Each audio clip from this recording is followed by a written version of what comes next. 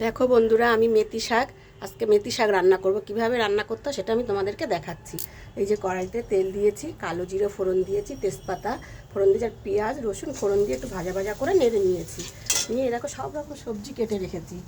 Bit, গাজর, এই যে সিম, বেগুন, আলু, সব রকম সবজি কেটে রেখেছি। এই সবজিগুলো এবার কড়াইতে দিয়ে দিচ্ছি। হ্যাঁ, কড়াইতে দিয়ে নাড়াচাড়া করে নিলাম।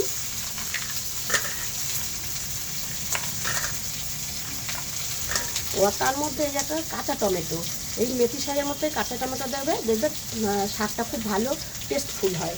এই যে দিয়ে দিলাম কড়াইতে, দেখতে পাচ্ছ সব রকম সবজি। তার মধ্যে দেবে কাঁচা লঙ্কা, যে যেমন ঝাল খাও এই যে আমি কাঁচা লঙ্কা দিয়ে দিলাম। তারপরে দেবে লবণ হলুদ প্রয়োজন মতো। এই যে নাড়াচাড়া করছি, নাড়তে নাড়তে যখন একটু লাল লাল হয়ে আসবে, মানে ভাজা ভাজা হয়ে আসবে সবজিগুলো, তখন এই দেখো মেথি শাক কুচিয়ে ধুয়ে রেখেছি, এগুলো এবার দিয়ে দেবে। বুঝতে পারছো? দিয়ে দিলাম।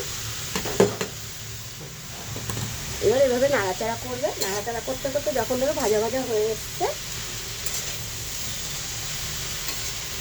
তখন এই বড়িগুলো দিয়ে দেবে। এই যে বড়ি ভেজে রেখেছি, বড়িটাও দেবো।